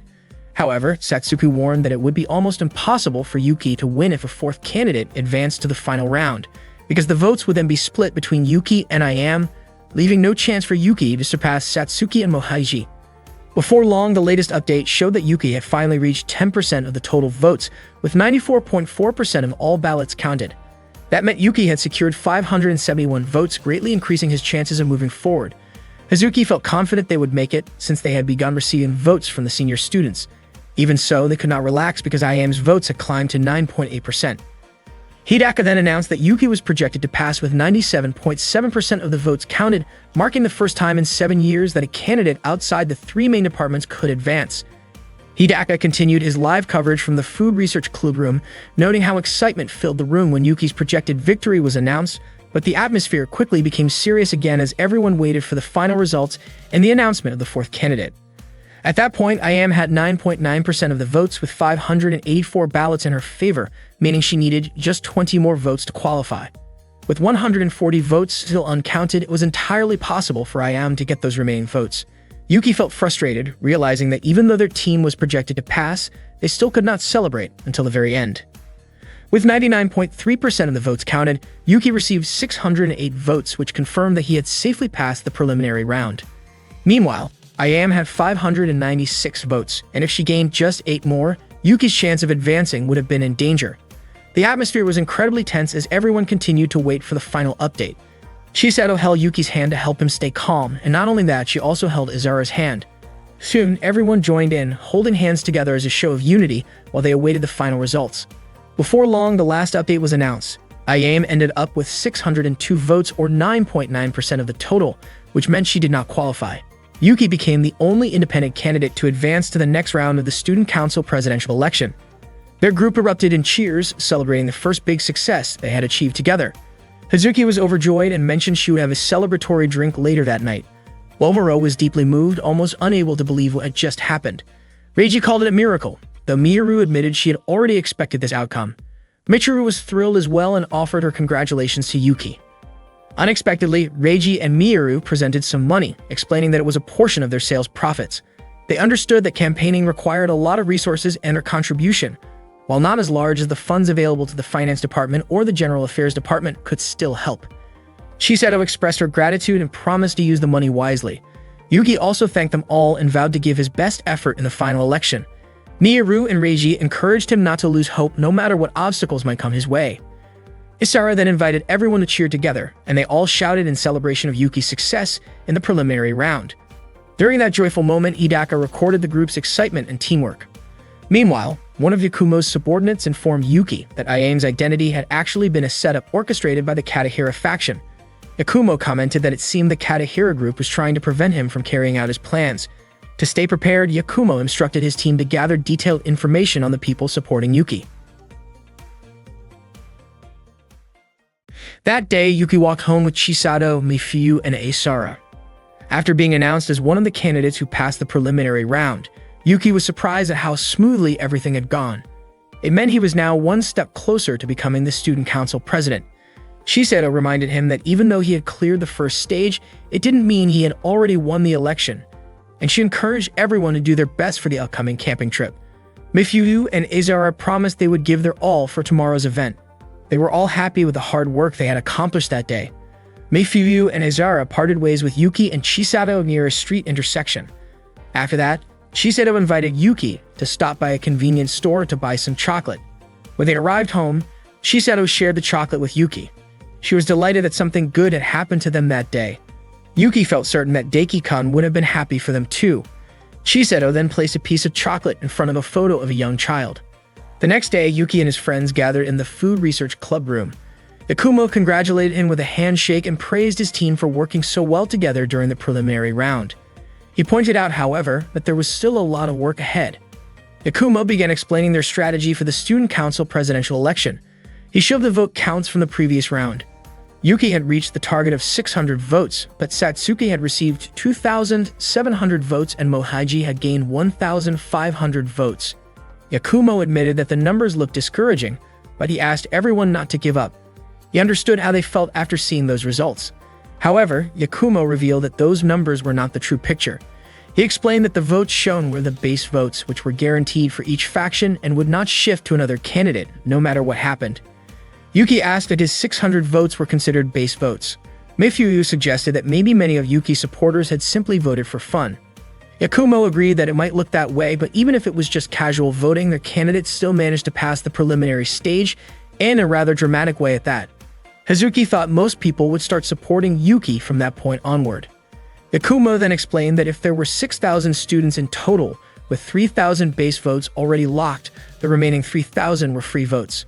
He believed Yuki could win those free votes if he could influence the undecided voters. One clue lay with IM, a candidate who had almost passed the preliminary round. Yuki realized he needed to show people that he was not tied to any particular department. He asked how that would convince voters to support him. Yuki explained that the Finance Department and the General Affairs Department were both part of the Student Council, so to many people, this election might look like an internal power struggle. Chisato pointed out that Yuki was different because he was a complete outsider, which gave him a special kind of credibility. Hazuki added that Yuki was like a third-party candidate trying to challenge the old system.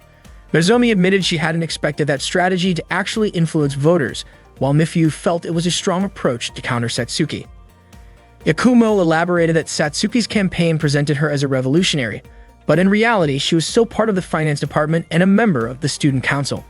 Chisato commented that if there was a revolutionary from within the system and an outsider like Yuki at the same time, it would create a powerful impression. Yakumo was confident that the voters would be swayed and that as many as 1,700 free votes could shift in Yuki's favor. After the meeting, Yuki and his friends worked together to make a huge campaign banner. Ali and Ki remarked that Yakumo was truly a professional and a reliable guy. Ki was sure that Yakumo must be very popular. It turned out that 99% of Yakumo's votes in the previous year had come from female students.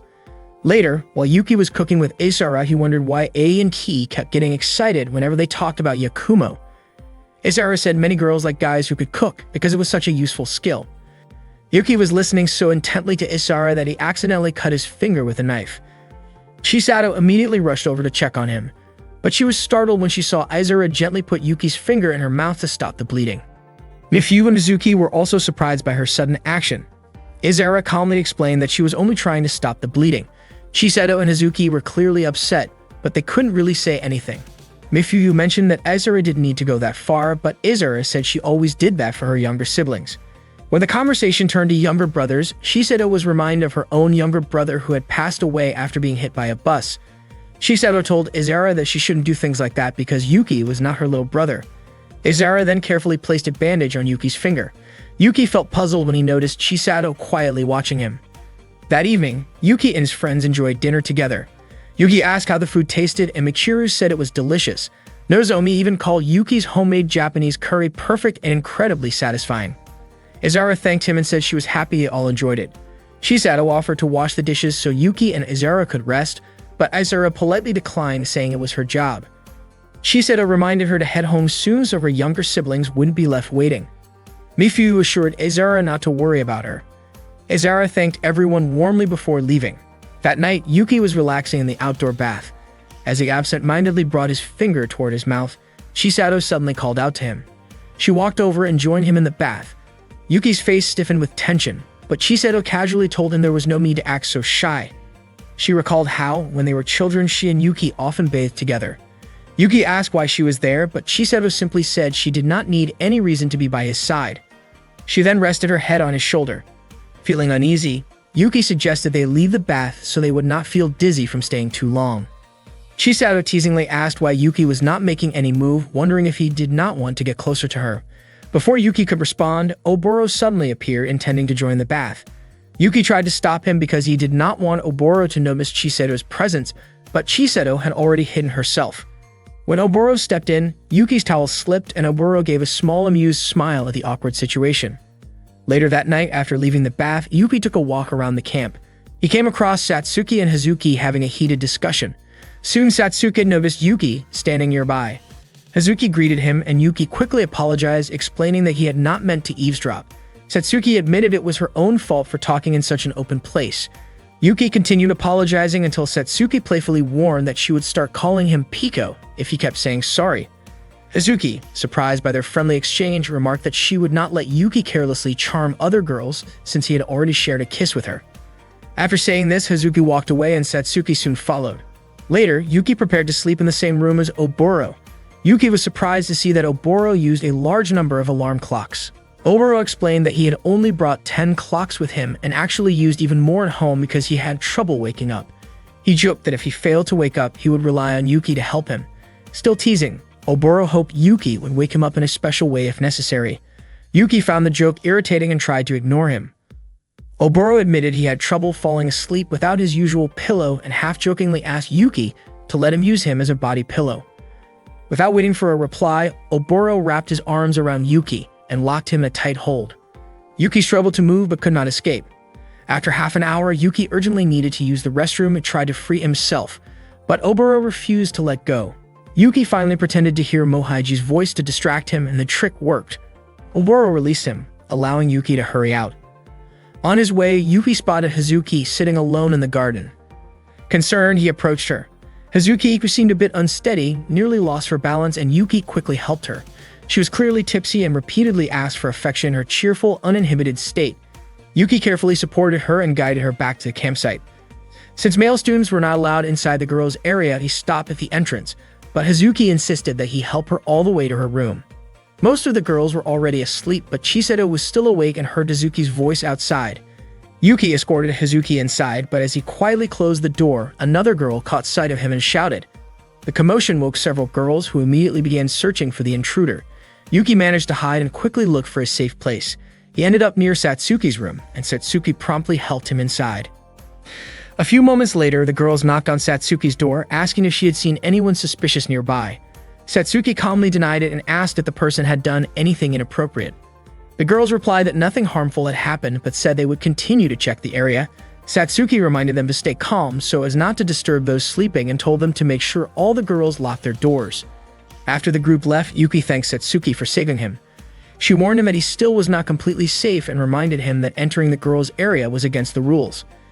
Yuki admitted he had not realized how serious the situation looked and asked why Satsuki was willing to help him. Satsuki explained that she was starting to understand him better and believed he had a reason for being there. After Yuki shared everything that had happened, Satsuki apologized for unintentionally dragging him into her own troubles. Yuki felt relieved that she understood. Satsuki then questioned why Yuki seemed so close to Hazuki, pointing out that an ordinary student would not normally carry a teacher who had been drinking all the way to her room. Yuki explained that Hazuki was the advisor for the food research club, so it felt natural for him to assist her. Satsuki argued that Yuki should have called a female club member instead to avoid any misunderstandings and hinted that she suspected there might be something more between Yuki and Hazuki. Yuki firmly denied it, but Satsuki remained doubtful and half-jokingly warned that if he was lying, she might tell everyone what had happened that night. Yuki never expected Satsuki to sound so threatening, but she explained that she only wanted to know what really happened. Satsuki said she would act as if nothing had ever happened as long as Yuki told her the truth. She asked whether Yuki had really kissed Hazuki, and Yuki admitted it. although he insisted that it was just an accident. Satsuki moved a little closer and said she suspected Yuki had felt like he had no real choice, and that because of the unexpected kiss, Yuki had stayed near Hazuki when she was drunk. Satsuki believed it showed that Yuki cared about her. Yuki admitted that he neither disliked nor loved Hazuki. Hearing that, Satsuki felt relieved and, as promised, said she would let the incident from that night go. Yuki thanked her and prepared to leave, but Satsuki asked if he was sure about stepping out of the room. According to her, some of the girls were still wandering the hallway, so she suggested he wait in her room for about an hour until things calmed down. Yuki said he did not want to bother Satsuki any longer, which made her ask for a small favor in return so that he would not feel guilty. To Yuki's surprise, Satsuki casually took off her jacket and gave him a playful smile. Meanwhile, Chisato helped Hazuki back to her room. That night, Mikuru stood alone on the rooftop, quietly gazing at the sky. That night, Yuki was still at the camp and hiding inside Satsuki's room. From the outside, their conversation sounded suspicious, as if they were up to something inappropriate, but in reality, they were simply playing Japanese chess. Satsuki ended up winning the game and teased Yuki by calling him a terrible player. Once again, she gave him a strange nickname, which Yuki clearly did not like. Meanwhile, the girls were on patrol in the hallway, wondering why the intruder had not been caught yet. Satsuki told Yuki that the girls probably would not stop searching until they found him. Yuki asked how he could get out of the situation, and Satsuki offered him two options. He could either turn himself in, or he could stay with her forever. Then, with a playful smile, she added a third option. He could stay and play more shogi with her while waiting a little longer. Yuki chose the third option, joking that if things did not work out, he might end up choosing the second one. Satsuki asked if he was really sure about that and teased him by wondering what Hazuki would say if she knew. Yuki insisted that Hazuki had nothing to do with this, but Satsuki suddenly brought up the time Yuki accidentally kissed Hazuki. Embarrassed, Yuki quickly explained that it had been an accident. Satsuki then asked what would happen if she were the one to force a kiss on him. Would Yuki also call that an accident? Yuki was left speechless, and Satsuki chuckled before inviting him to continue their game. In the middle of the match, Satsuki asked if Yuki had ever heard of the real reason Hazuki left home. Satsuki shared that Hazuki once shut herself away, refusing to speak to anyone in the family. Satsuki had asked their parents, but they could not help either. Hazuki remained silent and eventually left home. Ever since then, their mother had been deeply worried and depressed. Satsuki desperately wanted to help but had no idea what to do. She thought Hazuki seemed more open with Yuki and believed that maybe Hazuki would tell him someday, but Yuki admitted that Hazuki had never mentioned anything to him. After checking the hallway, Satsuki said it was probably time for Yuki to leave and suggested using the emergency stairs since the girls might still be patrolling. Once outside the girls' arena building, Yuki thanked Satsuki sincerely for helping him escape. Satsuki said she had enjoyed spending time with him and hoped they could hang out again. Before they parted, she once again playfully asked if Yuki would consider it an accident if she really did force a kiss on him. Yuki grew nervous as Satsuki leaned in closer, making his face turn bright red. Just then, they spotted Hazuki buying a drink. Hazuki walked over to Yuki, and for a moment, Satsuki thought Hazuki was about to kiss him. Instead, Hazuki suddenly sprayed her drink all over Yuki's face, laughed mischievously, and walked away. Neither of them noticed that Michiru had seen everything from the rooftop. The next morning, A told everyone that there had been a suspicious intruder wandering around the girls' camp the previous night. Yuki was shocked to hear this. According to A, the incident had caused a lot of noise and kept many girls from sleeping well. Nozomi, however, had no idea it happened because she went to bed early. He asked if Chisato had noticed anything, but Chisato said she had been busy all night taking care of Hazuki, who had gotten drunk.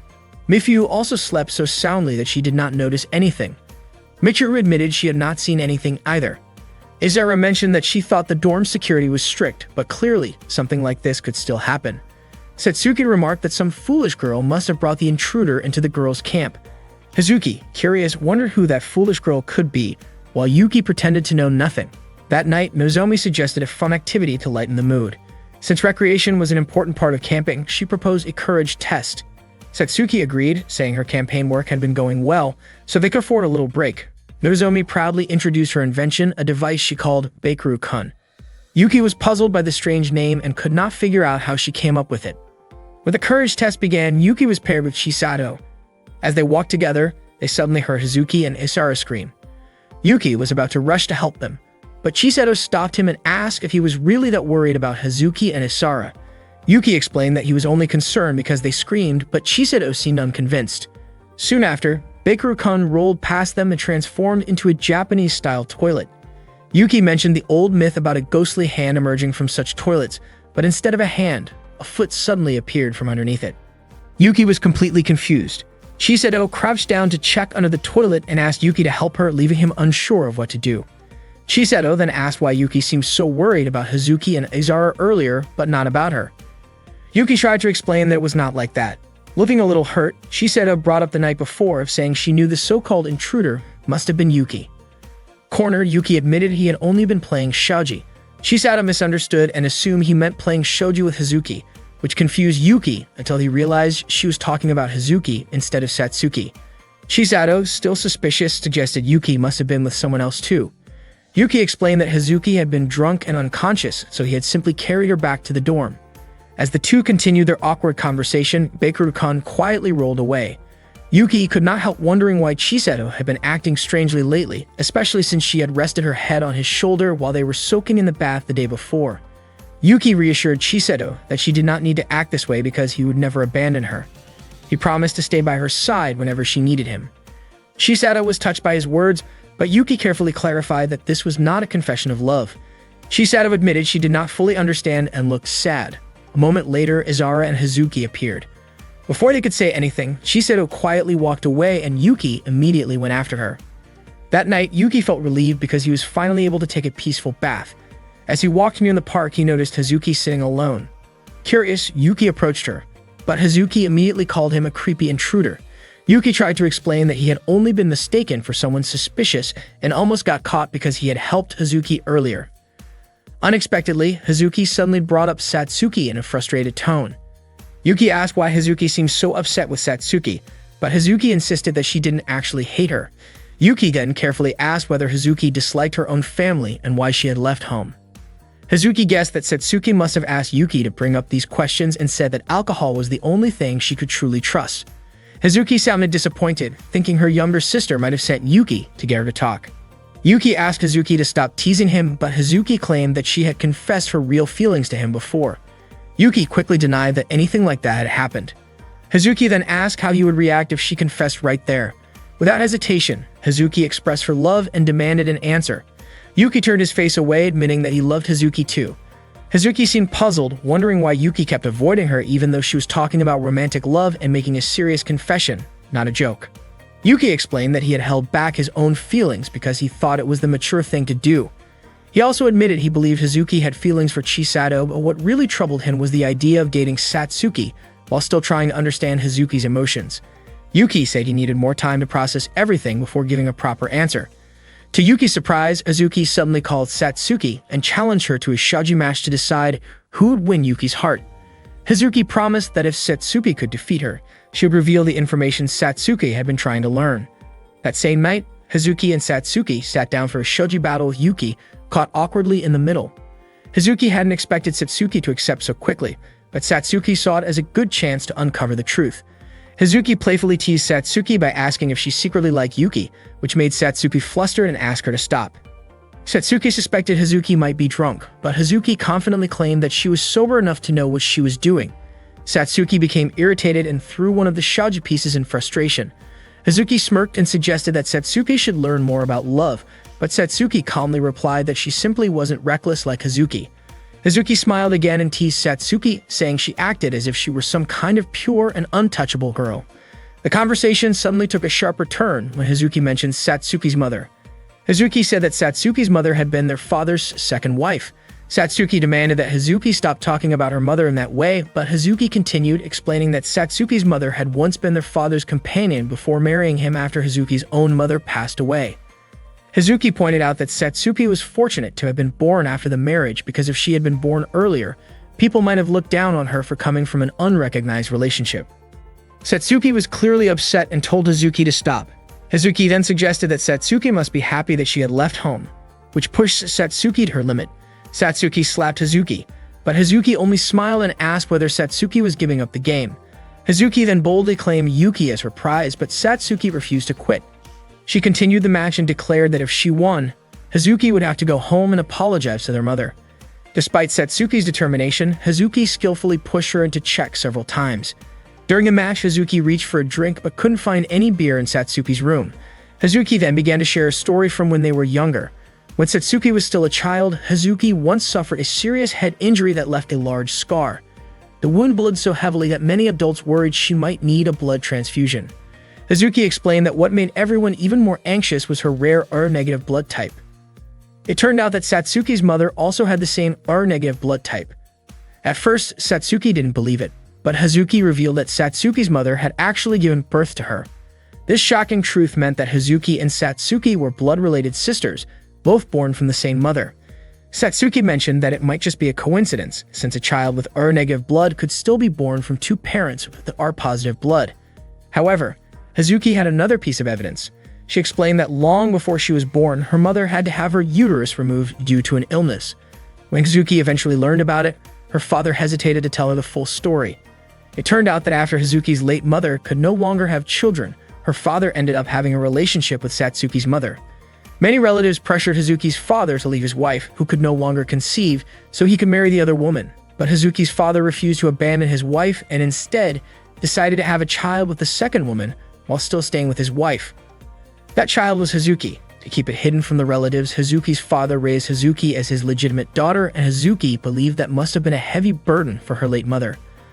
All Hazuki could remember was how her late mother had always given her love and care.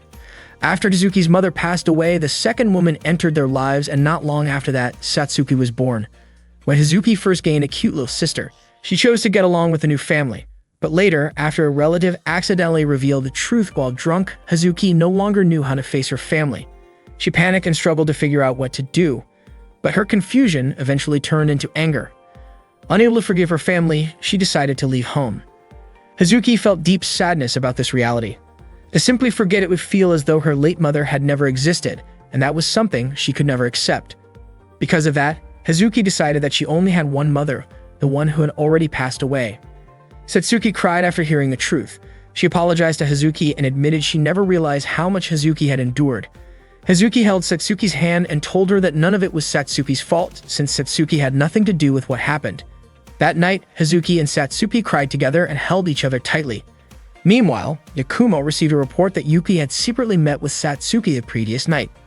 One of Yakumo's subordinates suspected that Satsuki might try to use this against Yuki, but Yakumo was not convinced. If Satsuki were truly pursuing something like that, she would have already taken advantage of the incident with the troublesome person from the other day. Yakumo instructed his team to make sure the matter did not reach anyone else, especially their rivals.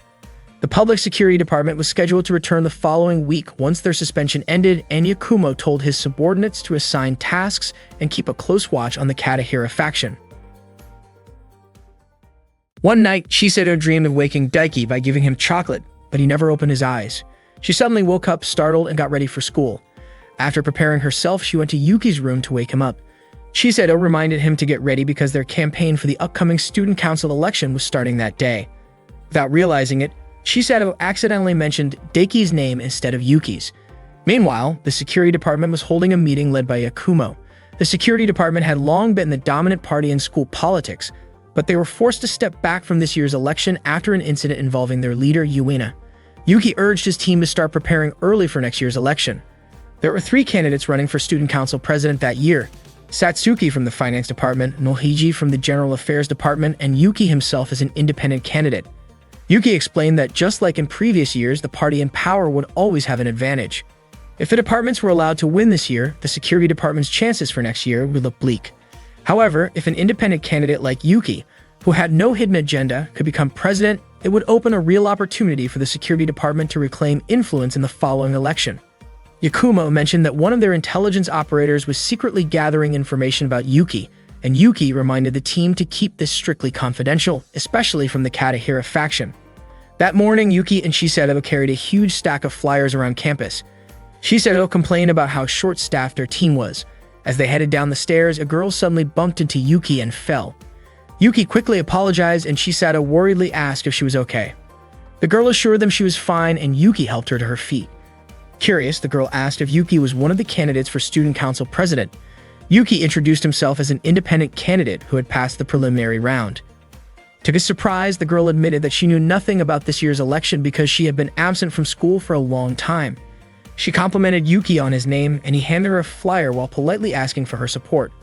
Afterward, Yuki and Chisato continued handing out flyers. Chisato couldn't help but wonder why Yuki was acting so friendly with the girl they had just met. Not long after, Yuki noticed Satsuki and Hazuki arguing. The two were debating their recent shogi match. Hazuki suggested that Satsuki should have analyzed her opponent's moves more carefully. After Hazuki left, Satsuki greeted Yuki, who had been quietly listening. Yuki asked what was going on, thinking that Satsuki and Hazuki had already made up. Satsuki explained that Hazuki had tricked her, insisting that she should have been the winner of their game. Hazuki had apparently distracted her with a story from the past, which threw her off. Yuki reassured Satsuki that the outcome wasn't a big deal, pointing out that Satsuki probably wanted to hear Hazuki's story anyway. Satsuki, however, stressed that the situation mattered because Yuki had been the prize for the winner of their shogi match. Embarrassed, Satsuki quickly asked Yuki to forget she said anything. At that moment, Chisato appeared and questioned what they were talking about. Yuki froze, unable to explain in front of her. He introduced Chisato as the head of his campaign team. Satsuki clarified that there was no secret deal or hidden arrangement between her and Yuki regarding the election, assuring Chisato that it was nothing to worry about. She mentioned that they were simply discussing a personal matter. Chisato was caught off guard by that statement, and Yuki quickly asked Satsuki not to describe it that way. Afterward, Chisato seemed upset with Yuki, though she denied it when he asked. Yuki tried to clarify that he hadn't been discussing anything election-related with Satsuki, but Chisato's frustration came from Yuki being too close to her rival. The two eventually regrouped with their team to continue distributing flyers. Ai and Ki scolded them for arriving late, and Chisato apologized, explaining that something unexpected had delayed them. Just then, Hazuki appeared and thanked Yuki for helping her resolve her disagreement with Satsuki. Yuki insisted that he hadn't done anything, but Hazuki smiled and said it was thanks to him anyway. Chisato quietly grew annoyed at how comfortable Hazuki seemed around Yuki. Later, Nozomi proudly showed off a device she had invented that could transform into a winner's stage. Mifuyu was thrilled by the creation, while Oboro noted that it matched Yakumomo's prediction that students would naturally be drawn to the setup as they arrived at school. Mifuyu revealed that she had secured the location for their campaign event.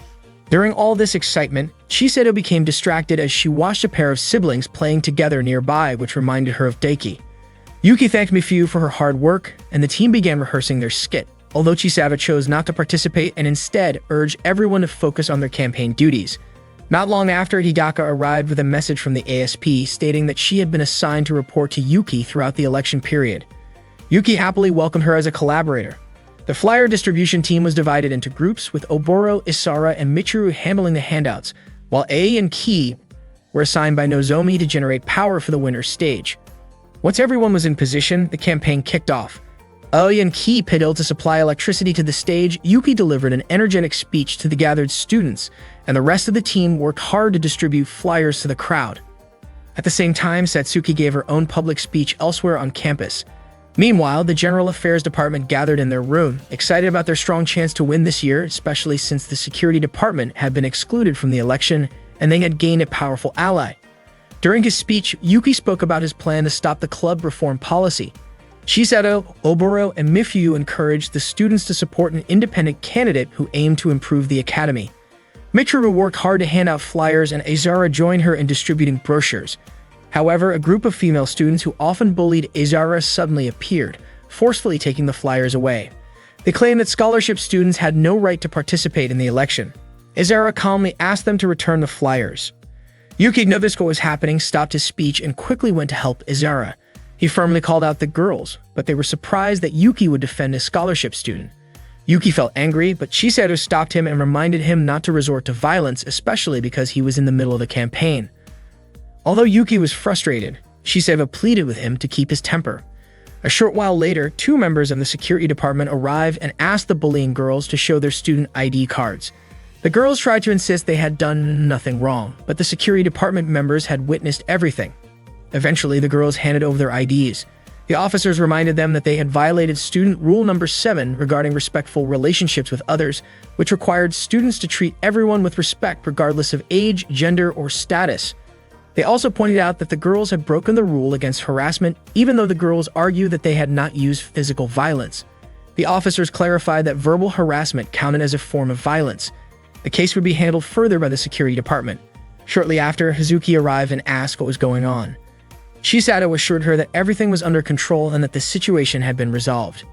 Izara expressed her gratitude to Yuki and the others. She admitted that she often experienced mistreatment from her classmates and had grown used to it, but she was actually more frightened of the security department members. Izara shared that one day, a scholarship student in her class had been called in by the security department and ended up so traumatized that she stopped coming to school entirely. Hazuki asked if that girl's case was related to the Yuina incident. Later, Yuki and his friends gathered in the food research club room, where Higaka explained the details of the Yuina incident. It began when an anonymous source reported to the security department that a scholarship student had stolen from the school's co-op store. Yuina, who was the head of the security department at the time, overstepped her authority during the investigation and even revealed the suspect's name despite a lack of solid evidence. Hazuki added that as a result, harassment toward the accused student increased, and eventually the student could no longer handle the pressure and dropped out of school. Hidaka revealed that the accusation was eventually proven to be false and Yuina was suspended for her mishandling of the case. Later on, Yakumo returned as the head of the security department while also serving as the student council president. According to Hazuki, the situation became somewhat calmer after Yakumo's return, but the security department never fully addressed the deeper issues. Izara once again thanked Yuki for helping her. Yuki said he was glad his actions made a difference for her. Hidaka playfully commented that Yuki looked really cool, though unfortunately, she had not managed to take a photo of him. Oboro pointed out that the scholarship system was supposed to support students both academically and financially. Hidaka explained that the policy was adopted to increase student enrollment without lowering the school's academic standards. The system allowed scholarship students to work for partner companies, and their earnings would help fund their education. Scholarship students, however, were prohibited from having part-time jobs so they could focus on the school-assigned work, and they were also not allowed to join clubs. Hazuki praised the scholarship students for their hard work and dedication. Nozomi stated that scholarship students should never face harassment and should take pride in their efforts. Yuki added that he wanted to include a new statement in his financial report. His goal was to end all forms of discrimination against scholarship students at Takafuji Academy. That day, Yuina came to the security department room and was warmly welcomed by its members. She felt like an executive who had just returned from a long absence. Yuina asked if Yakumo was doing all right, believing that he must have been under pressure for handling 2 roles while she was away.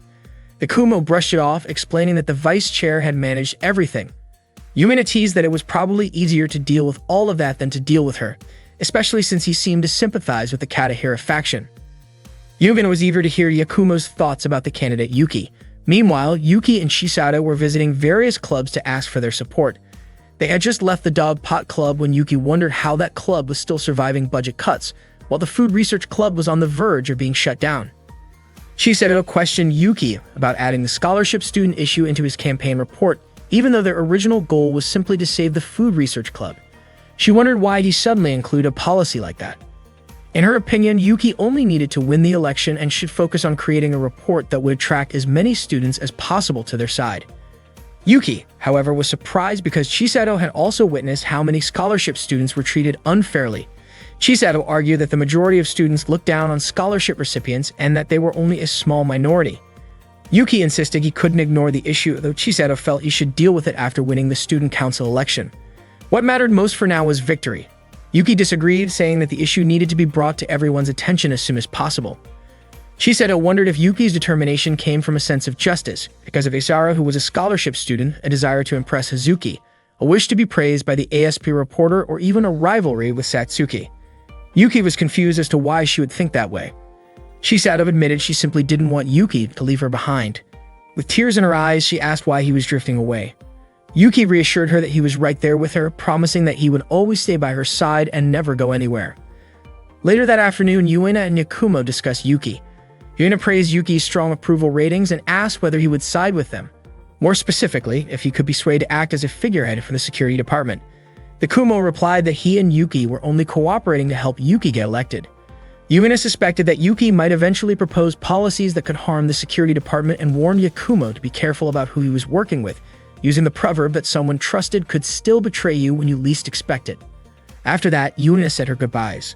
That same afternoon, A and Ki were exhausted after working all day. Hidaka mentioned that Yuki's approval rating was the highest among all candidates, which left them surprised by the news. Later, Yuki walked home with Chisato and Mifyu. Chisato was puzzled that most of Yuki's supporters were female. Mifyu casually said it was because Yuki was charming. Suddenly, a car from the recycling club sped recklessly past them. They then approached Michiru, who was sitting alone. Yuki asked why she wasn't playing her harmonica. Michiru said it seemed to be broken. Yuki took the harmonica and tried blowing into it to test it.